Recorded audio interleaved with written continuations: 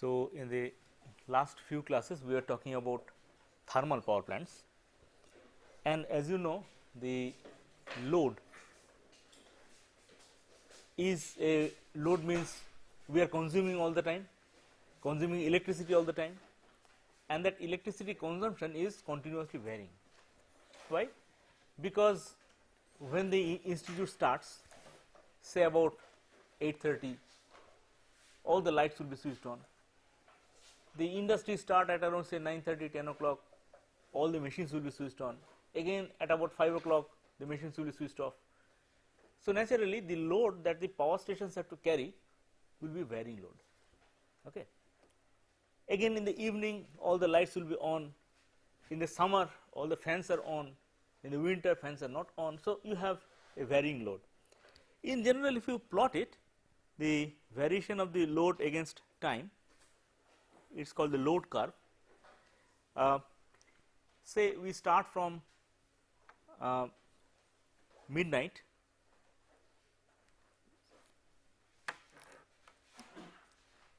and 1, 2, 3, 4, 5, 6, 7, 8, 9, 10, 11, 12. Again the same thing continues, right? You have to plot 24 hours. So, 1, 2, 3, 4, all that. So, at midnight you would obviously expect very low load. So, you can start from a very low load period, and then it will be expected to increase around this time, right. So, around say 8 o'clock, 9 o'clock, the lights will be on, the offices will be turned on. So, you can expect something like this, right, and then it goes down. It may not be exactly like this though, because that varies from season to season, that varies from city to city, city or rural area, it depends on that. But what I am trying to point out is that the load is continuously varying, and there is a particular time normally that comes in the evening, like say 7 o'clock to 9 o'clock prime time, when the load is the highest. There is a peak power, peak load necessary. So, the whole power generation has to satisfy this varying power load. How do you do that? Now, as we have understood the structure of the power plant, there a huge boiler is there that is producing the steam, and that steam is going into the turbine, and the turbine is rotating, thereby producing the power.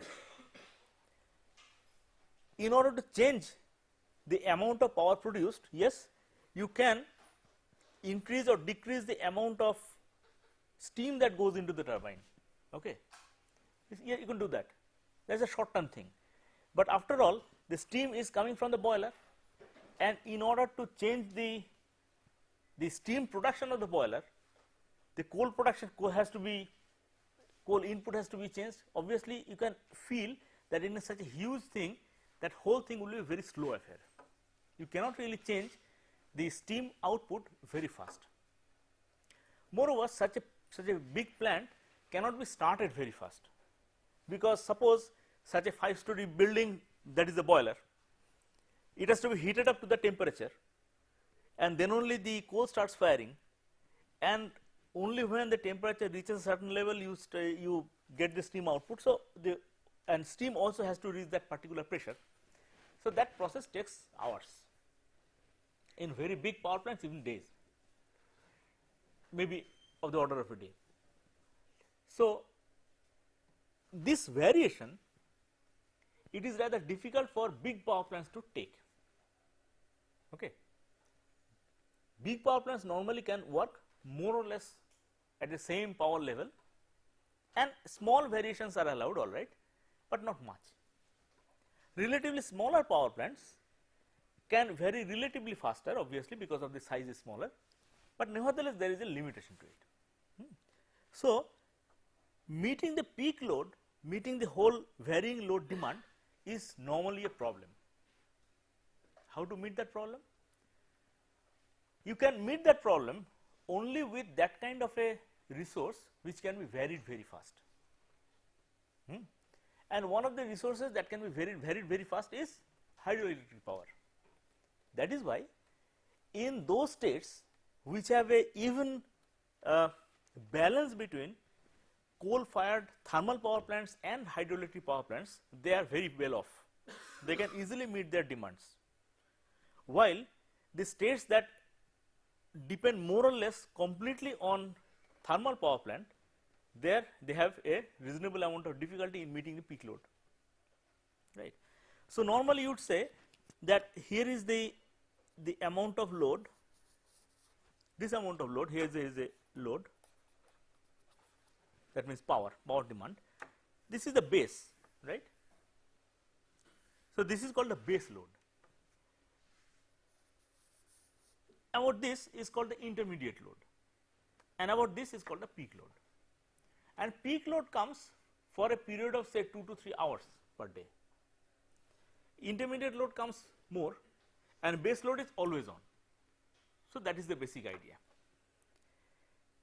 In general, the large thermal power plants cater to the base load, the medium sized thermal power plants cater to the intermediate load, and peak load is a problem which I will come to a little later. But where you have the availability of hydroelectric power, there you can use that for the peak loading purpose. Also, if you have hydroelectric power after all comes from the rain, and the rain is varying all the time. So, if you have a rainy season, you have a huge amount of water available, and then that can be, the same water can be used to cater to the base load, because it is there anyway, we have it. So, that the majority of the power production can be shifted to hydroelectric in those periods, and during the lean periods you may use it only for the peaking purpose. Okay. So, you can easily see that a good balance between the hydroelectric power availability and the thermal power availability makes a power system rather sound. Okay. Now, hydroelectric power is not available everywhere. For example, near Kharagpur, you have more or less seen the place, our place, and the places around it. Have you gone on a bicycle around? Yes, obviously. You have noticed that there is no place where you can really generate hydroelectric power nearby, okay, because the land is rather flat. In order to generate hydroelectric power, you need elevated water, which is allowed to come down, losing its potential energy, and thereby you can generate. So, in flat lands it is rather difficult, unless you have got a reasonably sized river that has already a flow, and that flow can be utilized. We will come to those things later. The point that I am trying to drive home is that hydroelectric power is not available everywhere. Coal-fired power plants are also not economical everywhere. Why? Because coal is available in certain spots, and if you have to carry that coal across the country to another place, it becomes rather uneconomical. So, for the whole country, it is advantageous to have the coal fired power plants where there is availability of number one the coal, number two water, also it needs water, a lot of it for the cooling purpose, and the hydroelectric plants where the availability is there. And naturally the whole system has to be interconnected, so that the places where excess hydroelectric power is produced, they can transport that power to the places where it is required, and where the coal fired power plants are there, they can transport that power to the places where they are required. That is why the whole country's electric power network is interconnected. It is called the power grid. Okay. The whole country's power system is interconnected. All the loads are there, all the machines, all the generators are all interconnected, except for those isolated cases like the Andamans, where obviously you cannot have a connected power. There has to be it is an island, therefore the power grid is also islanded. So, my point is that in order to run the whole system properly, you need to have hydroelectric power. So, the next topic that we will discuss is hydroelectric power.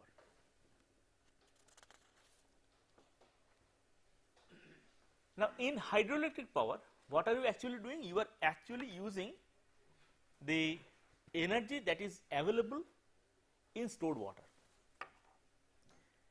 in the form of its potential energy. Okay. Either you can use that potential energy directly in converting that potential energy directly into the kinetic energy of the rotating shaft, or you can first convert it into kinetic energy of the rushing water through say a nozzle, allow it to impinge on something, make it rotate thereby. So, you have the options of either using the potential energy directly or converting it first into kinetic energy of the water and then utilizing it directly, and you can also have a mixture of the two. And these categorize the different types of turbines that are used. But essentially you need, number one, a flow of water, a difference in level from where it is flowing to where it is going. Okay. That is called the head. Remember, it is not this head. The head is the difference between the two levels from where it is coming and to where it is going. So, you need to have a level difference, that is the head, and you need to have a certain amount of water that is coming in. And what is the total quantity of energy available? mgh. Okay. So, energy available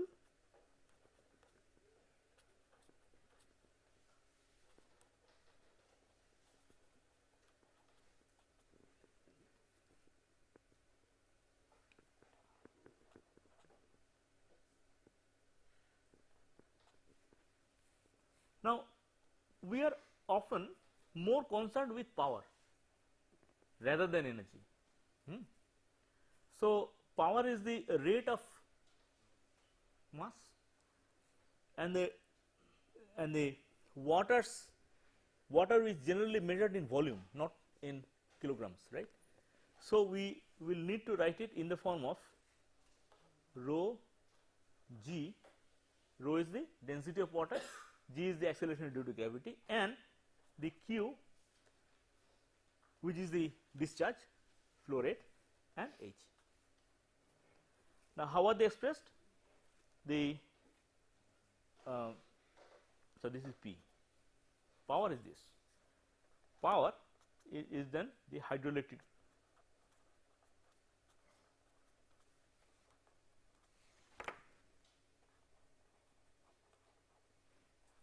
in watts. Normally, we would write it in megawatts though. I am writing only the basic unit. G is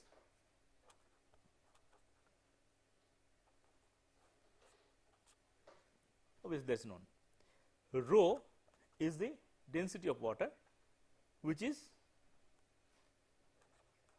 you know, that is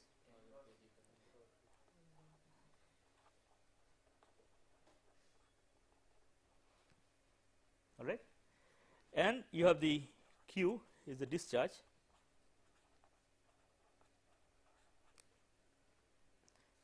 it is m cube per second, right, and you have the H, which is the head.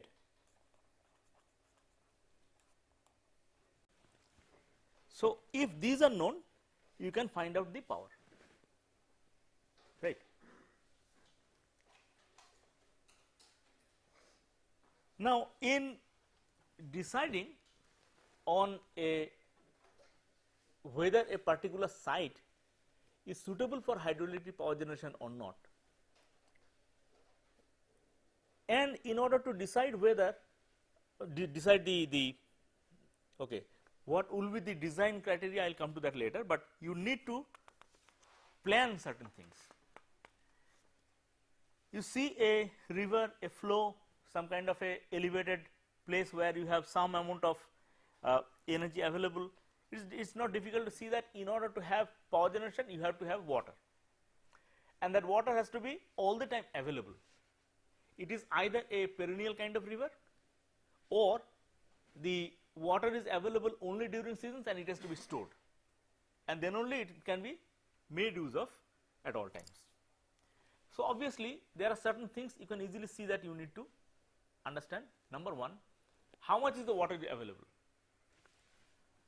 What is the seasonal variation of the water availability?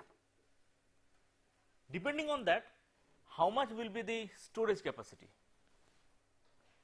Depending on that, how much will be the capacity of water carriage? That means there has to be a tube designed and its diameter will depend on how much water you expect to flow, which will again depend on the capacity of the turbine. You need to decide that. The amount that will not be able to flow here will have to be diverted through something called a spillway. That means during the rainy season you cannot allow all the water to pass through the turbine, there will be excess water which has to be spilled out. So, all these amounts need to be designed, right. So, we will now take up this particular problem. If you suppose chance upon a place which looks like a feasible site, how do you make these decisions? This is the essential engineering problem. Okay. So, what we will need to know essentially are a few things. One,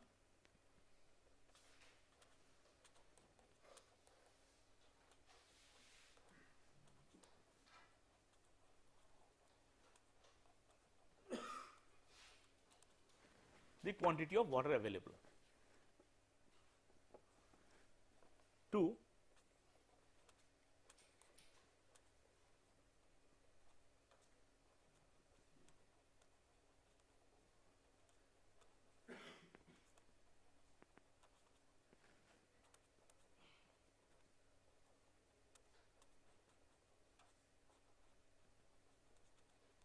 the quantity of water that can be economically stored. A novice might claim that all the water that is coming will store it. No, that is not feasible. Obviously, the storage will depend on the availability of a particular type of site. In general, the geographical location has to be such that in most sites it is surrounded by some kind of a hilly terrain, so that you do not have to construct a dam. In one side you construct a dam so that you enclose a certain amount of water. So, all these geographical considerations has to be taken into account in order to decide this. Okay. Then we need to understand the head of water.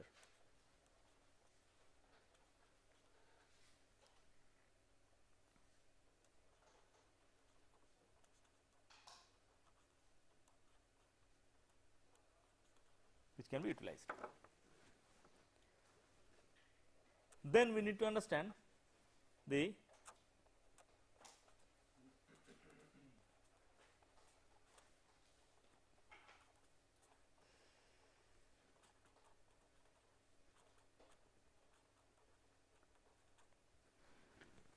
distance of the site from the load center, because many of the hydroelectric power sites are situated in a very far off place, and in that case the transport of the power from that place to the load center is also economical consideration. So, this needs to be understood.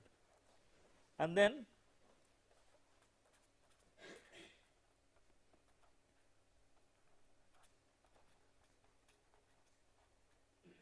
the physical accessibility. If it is a very inaccessible place, but a very good site, then it may not be considered a very good site, because people have to be there. People have to be transported there. So, the availability of transport is also an important consideration. Just imagine the situation where you have a very good hydroelectric power plant, but people have to be transported by helicopter. Obviously, that will not be a very good consideration because of the expense in that. So, accessibility of the site will be another consideration. Then you have to also consider the seepage.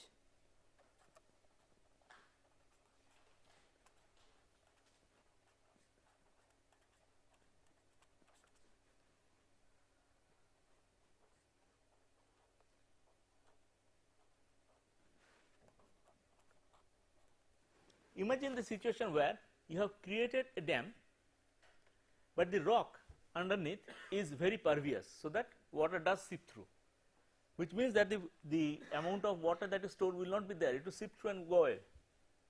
So, this is geological consideration, this is.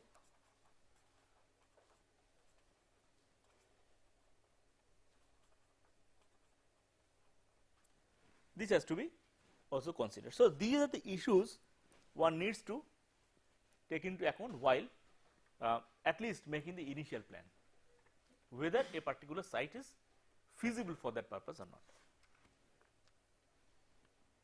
Also, there is another factor, the region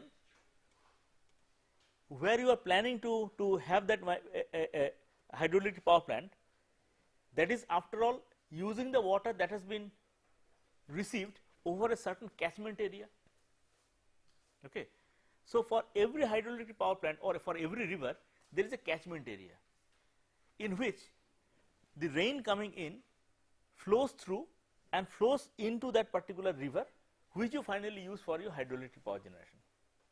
So, you need to consider the catchment area also, the amount of catchment area and what is the rainfall characteristic of that area. For example, 1 cm of rain, how much water is that? You know that in every place the meteorological department says that so much rainfall was there. In what unit is it expressed? Centimeters. So, how much water is that physically? Yeah, it has to be multiplied by the area. So, how does it translate? This will be about 10 to the power 4 kg per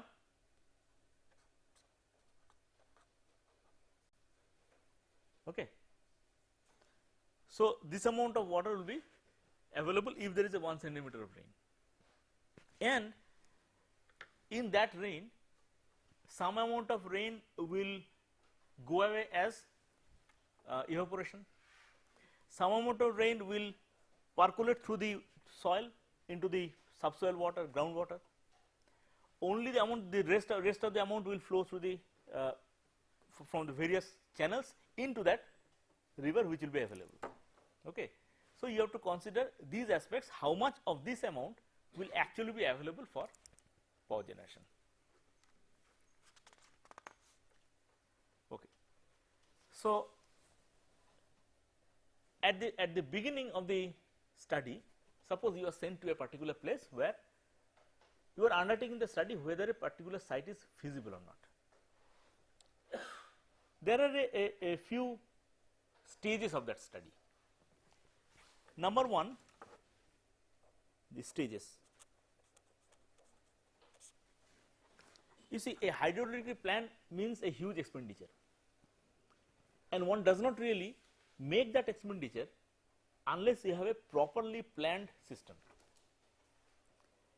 And plan is naturally done in stages. First, you have to decide whether you will really go for a good planning or not. A planning means that also incurs expenditure, you have to do many measurements. So, the first stage is called the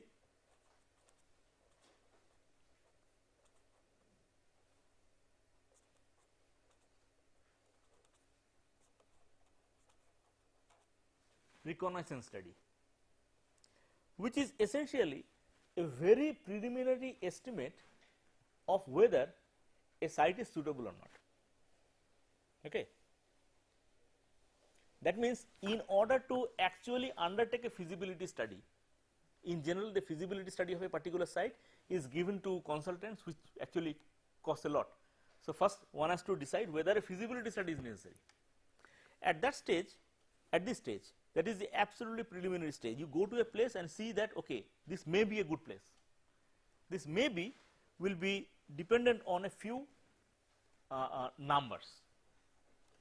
First, you need to know the average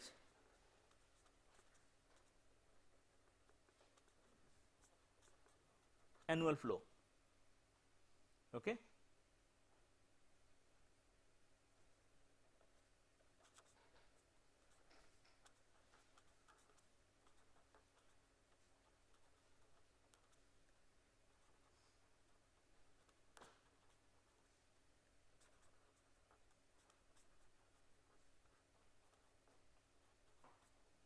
the discharge available during the low flow period, that is more important, because you want a continuous power output.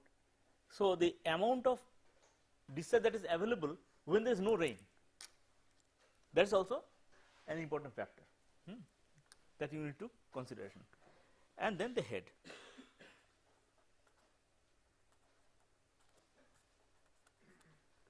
So, with this you can more or less make an estimate whether the site, whether you should really go for the site. But this is definitely not sufficient in order to make a plan for the actual installation. So, the next stage is something more detailed, that is called the feasibility study. Stage 2.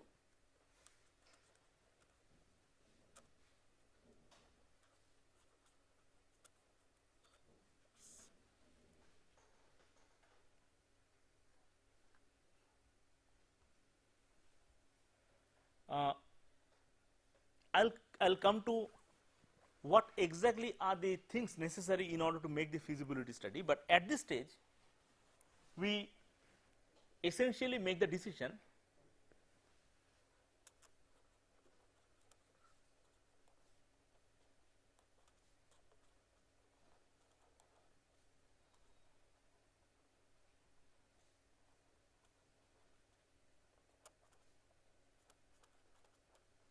should an investment commitment be made, because this is a big investment. In every hydroelectric power plant, it is basically the initial investment that is there. In a coal fired power plant, there is a continuous purchase of coal. In a hydroelectric power plant, there is none. So, the initial investment is the main thing, main component. So, this decision has to be made. Now, this decision has to be dependent, in addition to the things that we needed at the stage of the reconnaissance study, will be the variability of the rainfall or the availability of water during the year. How that is used, I will come to that later, how actually that information is used. But in the feasibility study stage, you use that in order to make an estimate of, supposing so much water is available, how big should be the actual size of the turbine. If it is small, then the investment is small, but then a small amount of water is used. If it is small, then the amount of the size of the dam that you need to create is also small. If it is large, then you need to create a larger dam in order to have that water availability all through the year. So, at this stage we need to make the actual planning of how big should be the dam, how much should be the water retention capacity, how big should be the turbine, how big should be the penstock, and all that. And finally, the third stage is the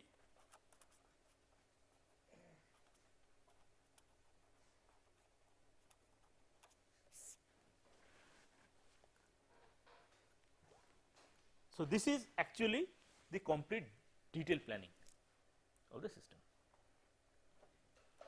I'll come to the details a little later. So,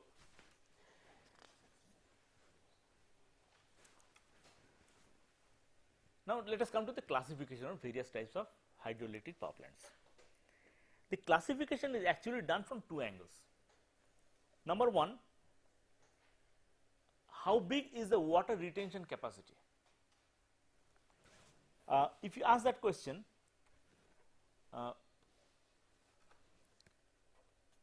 number is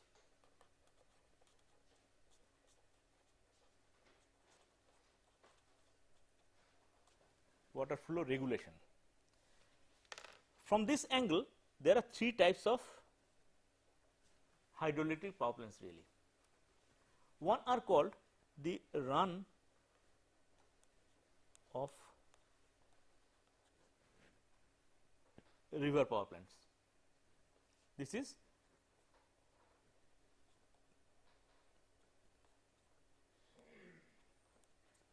as the water comes, you utilize it and don't store anything. Many of the microhydel power plants that are situated in the Himalayas for example, the ones that are now being installed in Assam, in Meghalaya, in Manipur, these places, these are of this type really. You do not have much of storage capacity. When the water comes, utilize it, that is it. These have obviously less installation cost, but then obviously you do not have power generation some of the times. Power generation varies. Then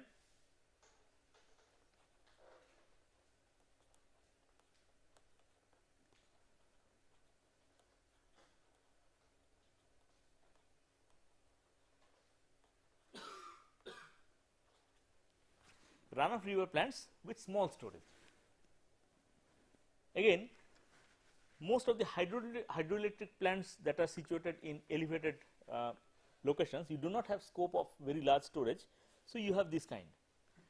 Have you ever visited any of the hill stations? Most of you have, right? Have you seen any of these small hydroelectric power plants? Most of the hill stations have, because there are small rivulets, small amount of water available, even that is enough for generating power because of the high head, right, very large head available, and therefore, you can utilize that. And the third type is the large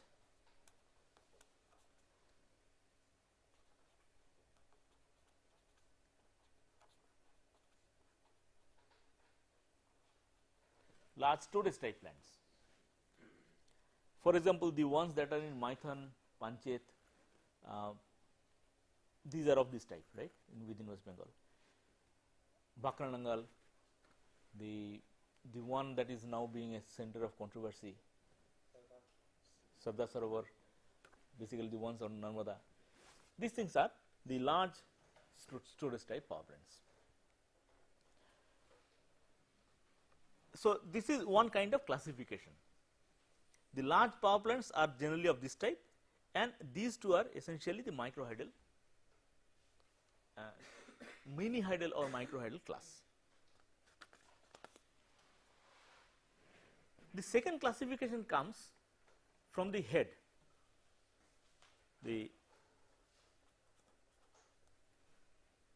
So, in this you have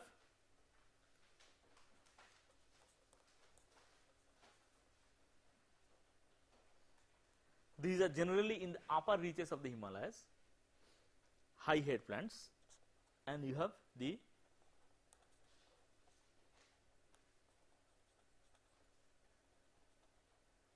plants and the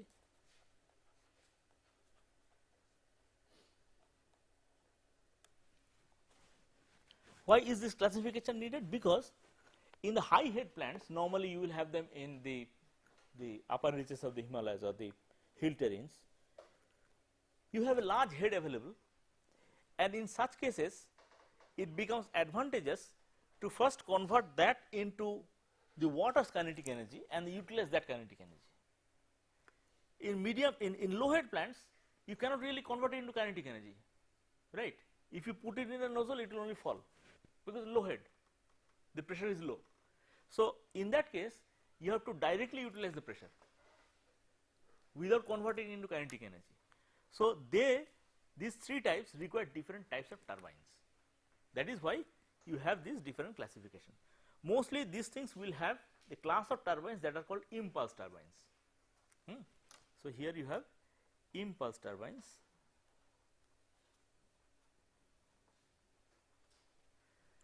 where the water is first allowed to pass from a high head to the normal pressure, the atmospheric pressure, through a nozzle, and that is allowed to impinge on some cup like shapes that is placed on the surface of the turbine, and the turbine rotates.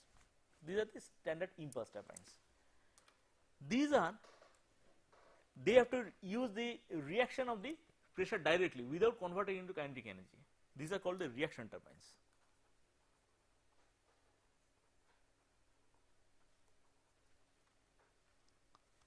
And in the medium head, you have certain special class of turbines that are meant for medium head.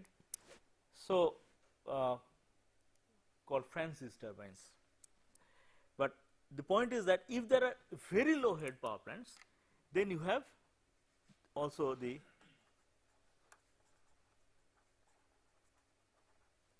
then you have special class of turbines which I will deal with later when we actually deal with the subject of tidal power generation which have very low head.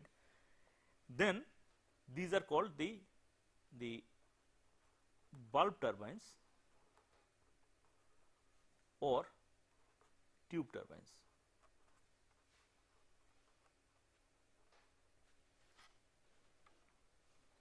But at this stage it will make sense to give you some idea about the structure.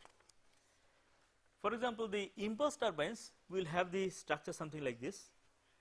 You have got a circular shape and you have got those cup like things, and there is a nozzle which allows the water to come out at high speed and impinging on the wheel on the cups, which makes it rotate. Okay. So, this is the standard structure of the impulse turbine.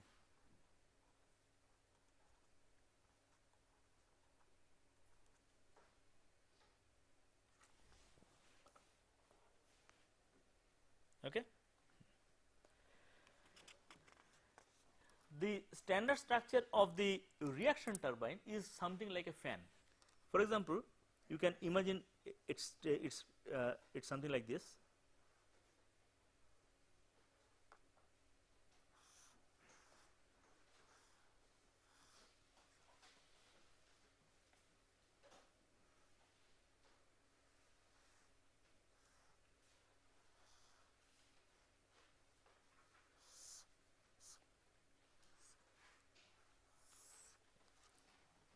Okay, and you have the shaft of the generator there. I am drawing very simplified diagram just to give you an idea. In any book on the turbines you will get a better picture of it, but presently I am trying to give you the essential feature. It is like a fan. So, as the water comes and flows, the fan rotates, and therefore you can see that the fan is always in touch with the water, and you are not using the kinetic energy water really. You are only using the pressure of the water, flow of the water to make the turbine rotate. Okay. So, this is generally used for the low head, and for the medium head there are a little bit of complicated construction which is not subject matter of this course, because most of you will learn such structures in details in mechanical courses.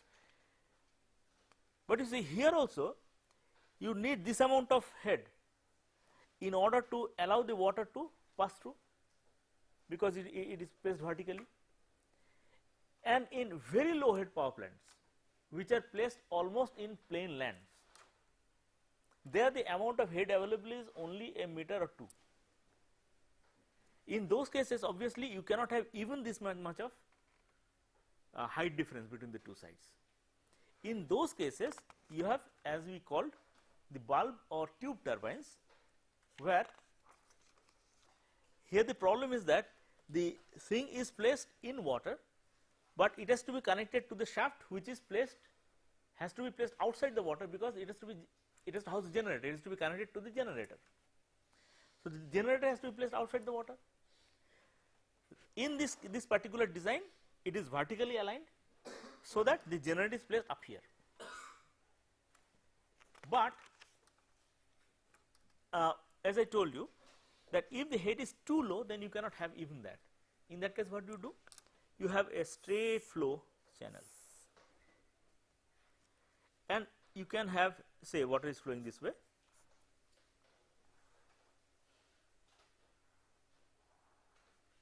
you can have the propeller kind structure like this. But then where to place the generator? Generator has to be placed in the same shaft which will be inside the water. So, one creates a bulb like structure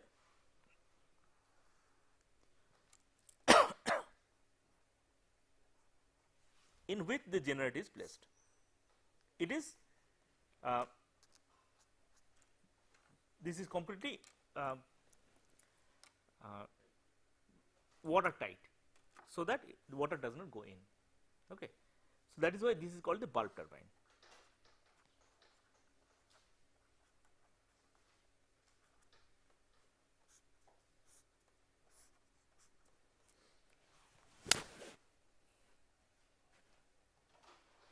For very low head power plants, you have turbines of this kind of shape. These are called the bulb turbines.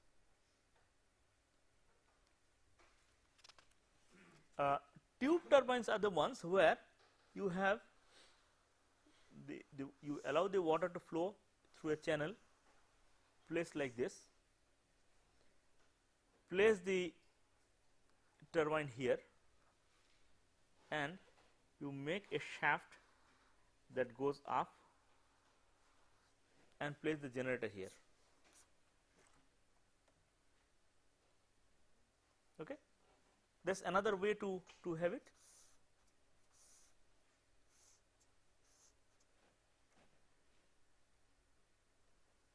So, this will be the structure of the tube turbine.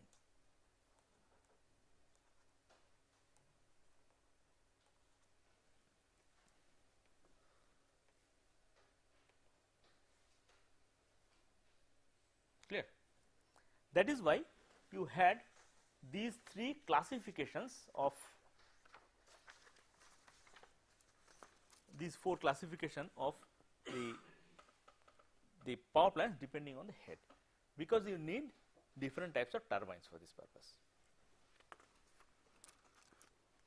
Have you copied the tube turbine? Yeah.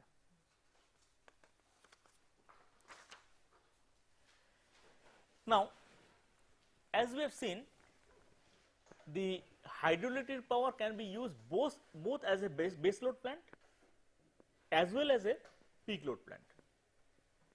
So, you might plan it to be used as a base load plant, because you have got huge water availability. I want to use all the water, so that it is used as base load plant. You may also use it as a peak load plant, right? What will be the difference? Suppose in a particular place you have certain quantity of water available all through the year, and you have planned it to be a base load plant, and in another case you have planned it to be a peak load plant. What will be the essential difference in the planning? It is that in case of the base load plant, it will be running all the time. In case of the peak load plant, it will be running only for say 20% of the day. Now, this is expressed in a quantity called the load factor. Load factor of power plant means in the numerator it is a fraction in which you have in the numerator the amount of energy that is actually generated. In the denominator you have the amount of energy that could have been generated if it ran at full load for the whole time. Have you understood? So, in case of a base load plant, what will be the load factor? 100%. In case of a peak load plant, it will be something like 20%. Okay. So, the load factor will be different. Often you will find referred the load factor referred in literature on power plants, like this power plant ran at something like 0.6 load factor. What does it mean? It means that even though it could have produced so much power, it did not, because of certain reasons, either outage or some leakage or something due to which its actual total energy production was less. So, that was the load factor. Now, suppose let's do a simple problem. Suppose there is a dam that has a sufficient water capacity, water retention capacity, so that it can produce 200 million kilowatt hour per year. Okay. Suppose you have got a dam that retains sufficient amount of water, so that this amount of energy can be produced per year. In one case you are designing a base load plant, in another case you are designing a peak load plant. Now, if it is designed as a base load plant, what will be the power? This is energy. What will be the power? So, if it is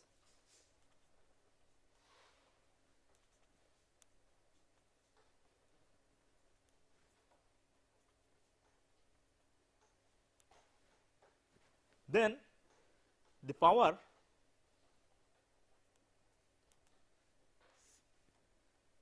it will be 200 million into 10 to the power 6 divided by the number of hours per year, which is, do you know how much it is?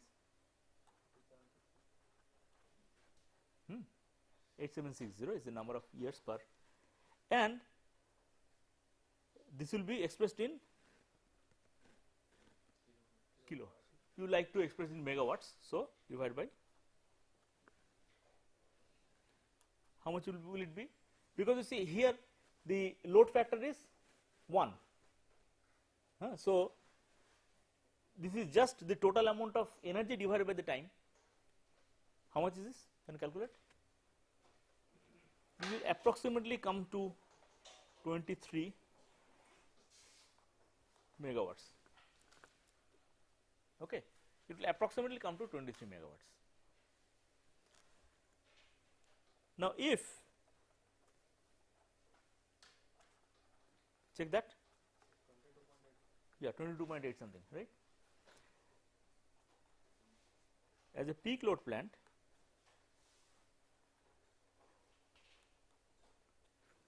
with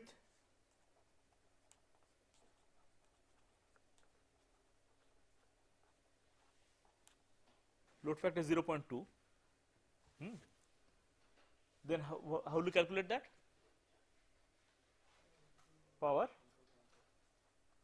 No, not it will not be into 0.2. Yes. So, this will now be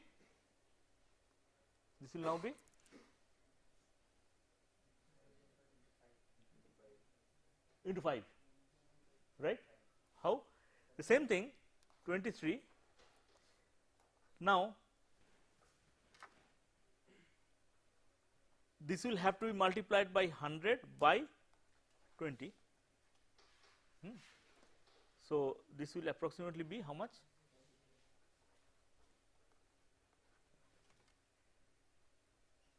So, you see, if you plan it as a peak load plant, it has to have much more power capacity, which means the turbine should be larger, which means the penstock should be more will have more diameter.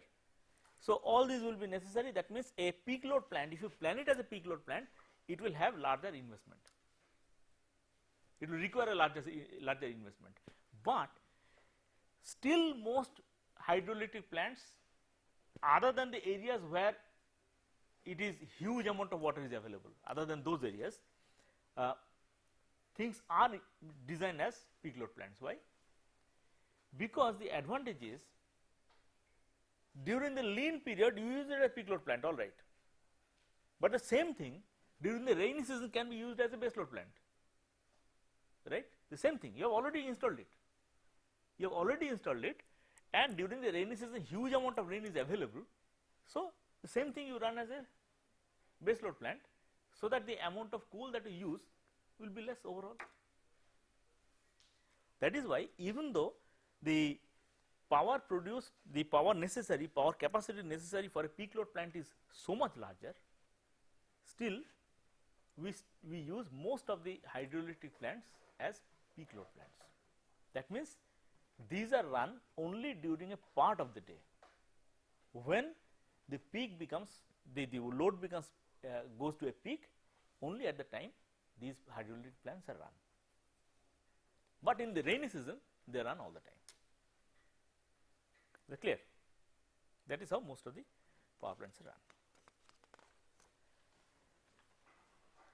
One more thing before we stop today, that is the structure of the plant then would be that there are some hills and you construct a dam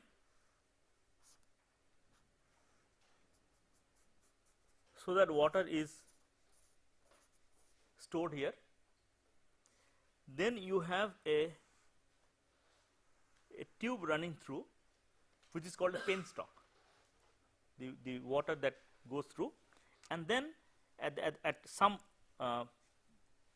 height below you have got the turbine, and this discharge water actually goes through the river. These are the essential components. You can understand the basic things from this. Now you see that there are various types of various ways of creating the dam.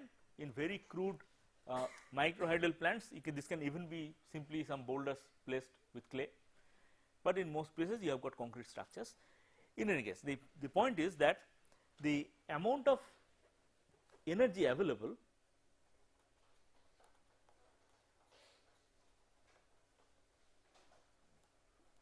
so here is a turbine,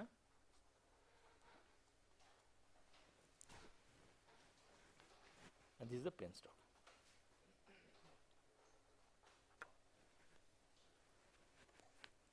The energy available is, as we have seen, it is Q times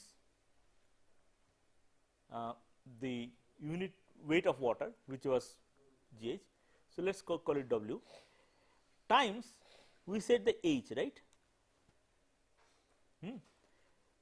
We had then missed out a particular issue, that is the efficiency of the system. So, the efficiency has to be multiplied, that is actually the energy available, but there is a point here.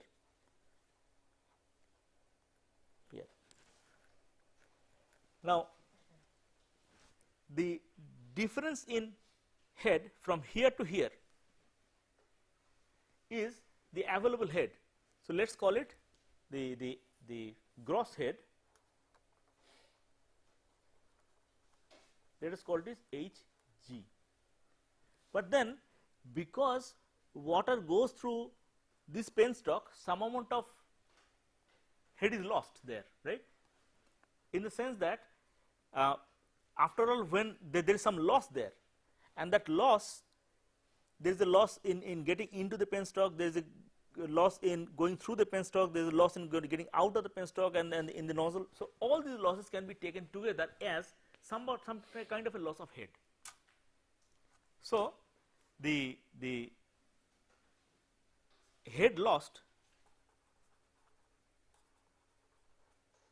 let us call it HF, then this H is actually Hg minus Hf.